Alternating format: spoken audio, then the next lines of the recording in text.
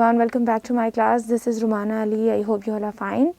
In today's class, we'll discuss about reabsorption that happens in the PCT, that is in the proximal convoluted tibia. Before we start learning about the reabsorption in the PCT, recall about the RAS and ANF. So in the last session, we have seen that juxtaglomerular cells of afferent arteriole, they releases an enzyme called renin. And when substance is released by the liver, that is an inactive substance, and we name that substance as angiotensinogen. Renin acts on angiotensinogen and make it an active one, that is angiotensin 1. Then again one enzyme is released from the lungs, that is ACE, which acts on angiotensin 1, and this angiotensin 1 becomes angiotensin 2. Now this angiotensin 2 is enough to show its action when the blood pressure is low.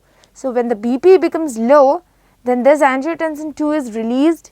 When it reaches the nephrons of our kidneys, then they act as a vasoconstrictor. As they are called as vasoconstrictor, they are responsible to constrict the efferent arteriole.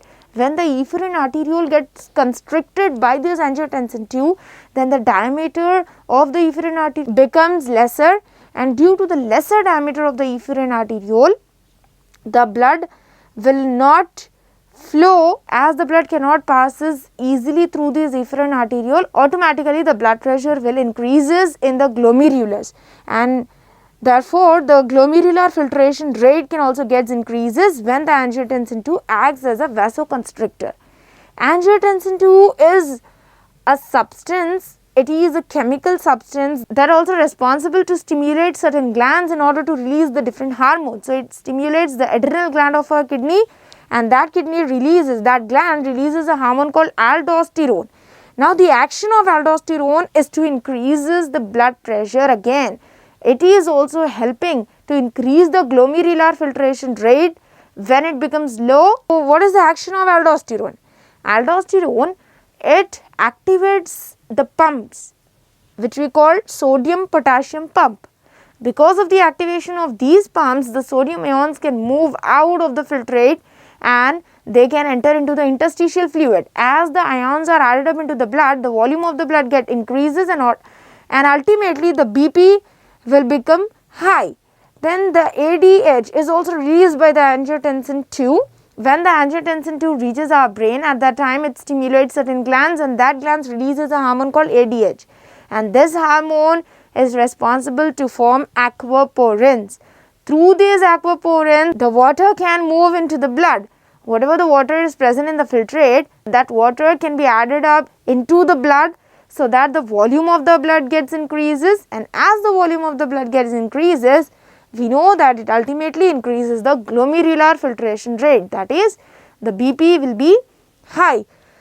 So all these actions of angiotensin 2 is for the main purpose, that is to increase our glomerular filtration rate, that is to increase our blood pressure. Now when the blood pressure is high, that is not liked by our heart. Our heart doesn't like the high blood pressure, so it releases a factor, and that factor is atrial natriuretic factor, ANF.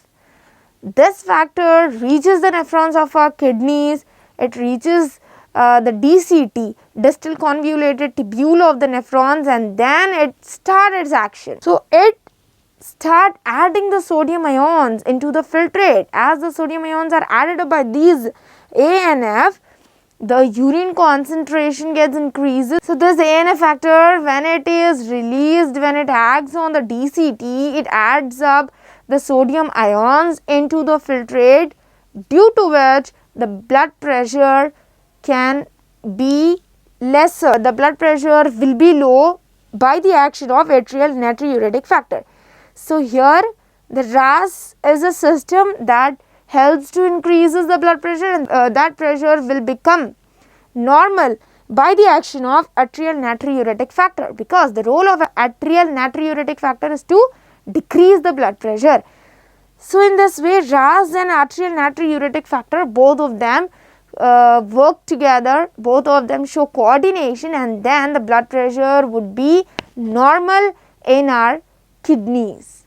This is how the blood pressure will be maintained in both the situations. When the blood pressure is high, at that time how it needs to be controlled, and when the blood pressure is low, then also how it needs to be controlled. All those things are carried out by the main systems like RAS and by the factor called atrial natriuretic factor. Here RAS is nothing but the enzymes like renin, angiotensin and aldosterone. All these enzymes, they are working in a coordination and they are helping in maintaining the glomerular filtration rate and also to regulate the blood pressure in our kidneys. There are three main steps, and that are, first one is glomerular filtration, second one is tubular reabsorption, and the third one is tubular secretion. Up till we were discussing about the ultrafiltration that takes place in the glomerulus of our nephron, and we also talked about the glomerular filtration rate, pressure, net filtration pressure, and we have also studied about the regulation of BP when it becomes high in the systemic circulation and also when it becomes low in the systemic circulation. We have already learned about RAS system and atrial natriuretic factor. These two are the main factors in the chapter excretory products and their elimination. So, we have discussed all these things, that is about glomerular filtration. Now, let us move to the next step, that is how the reabsorption is going to happen in the proximal convoluted tubule. We know that the three steps are included in the urine formation. First is glomerular filtration, second one is tubular reabsorption, and the third one is tubular secretion. So, up till we were discussing about the first step, that is glomerular filtration, how the ultrafiltration of the blood takes place in the glomerulus region and how the glomerular filtration rate and the net filtration pressure can be maintained. And we have also learned about the RAS, that is an important system in regulating the normal blood pressure in our kidneys, so that GFR will also get maintained and even NFP can also be maintained by regulating the BP of our blood, by regulating the blood pressure. So, this was about the first step, that is glomerular filtration, and in that step RAS and atrial natriuretic factor, these two are the main topics that we have already learned. Let us move to the next step in the urine formation, that is about tubular reabsorption. So, we know that blood, when it enters into the glomerulus, ultrafiltration takes place, and by that the urea enter into the Bowman's capsule, water will also enter into the Bowman's capsule, and along with the water some ions will also move into the Bowman's capsule. So, the filtrate which enters into the Bowman's capsule, that contains the different ions, water molecules and also the urea.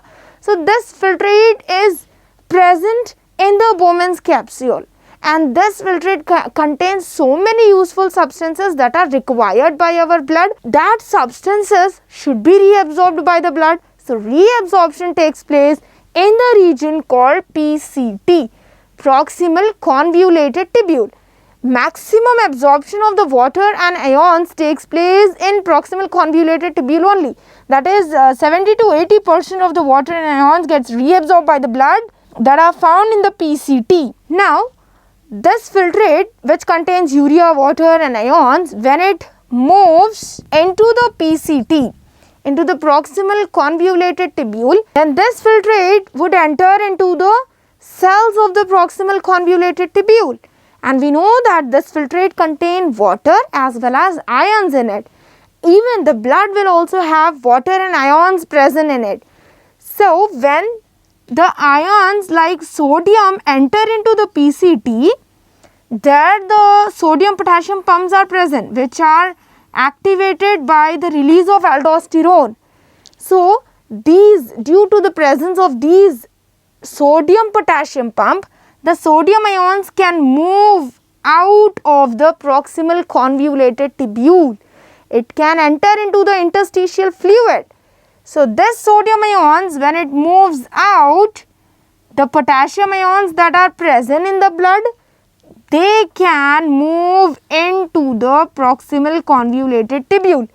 for 3 sodium ions, 2 potassium ions would enter into the cells. This type of transport can be seen in the second step, that is during tubular reabsorption. We all know that along with the ions, water will also run behind them. So, as the sodium ions are moving out, water will also moves out and it will enter into the blood. The blood absorbed the water, the ions which are present in the filtrate. Not only sodium ions, but there are so many useful ions that are found in this filtrate, like calcium, chlorine. All these ions move out of the proximal convoluted tubule and it gets reabsorbed into the blood. The blood reabsorbs these ions, water, and also the other useful substances like glucose. When the sodium is pumped out of this proximal convoluted tubule, at that time only potassium will enter, and along with the sodium, water as well as glucose will also move out. And the glucose is an important and it is an essential substance for our body. So, as it is a useful substance, we cannot throw it out of our body in the form of urine. It needs to be reabsorbed by the blood. So, in this way, along with the ions, water and glucose will also move out of the proximal convoluted tubule and enter into the interstitial fluid, that is into our blood. So, this is what happens. And potassium ions, as they are moving into the proximal convoluted tubule, they are considered as waste product. So, waste ions are the potassium ions. We do not require potassium ions in our body. We should eliminate it from our body. So, for the formation of urine, the potassium ions that are found in our blood, it needs to be secreted by the tubule. So, the secretion would also happen. During the reabsorption of the substances, there are few substances that get secreted, that comes into the proximal convoluted tubule, and that substances include potassium, and ammonia will also be present. Ammonium ions are present in our blood that are not at all useful for us. They are toxic. So, they also secreted. They also move into the renal tubule. And here I will make one more cell. This one is also proximal convoluted tubule cell. In this filtrate, we know that sodium ions are present.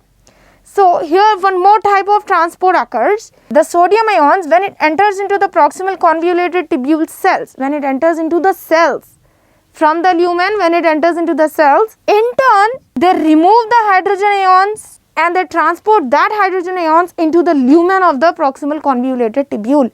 So, this is how the hydrogen ions will also get eliminated. It will also get secreted by the renal tubule.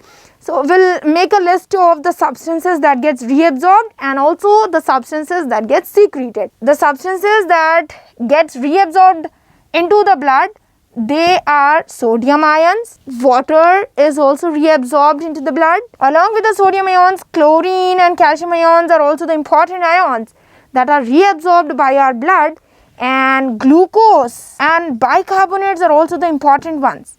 So, glucose and bicarbonate ions are also get reabsorbed into the blood.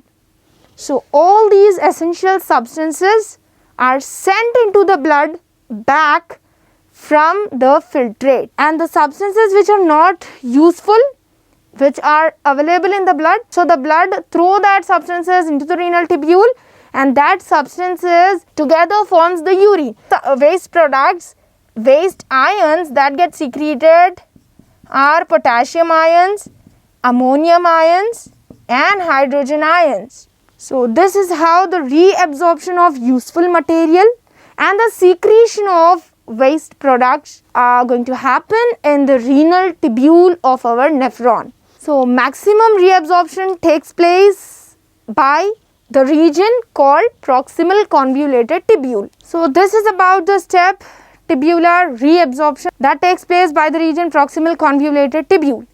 After the proximal convoluted tubule, whatever the filtrate is there in the proximal convoluted tubule, it enters into the descending limb of loop of Henle. After the part proximal convoluted tubule, we find the presence of loop of Henle in our nephron. So descending limb and ascending limb are the regions, two regions of the loop of Henle. We will see what is going to happen in the descending limb of loop of Henle and also in the ascending limb of loop of Henle in our next class. So that's all for today. Meet you in next class. Goodbye.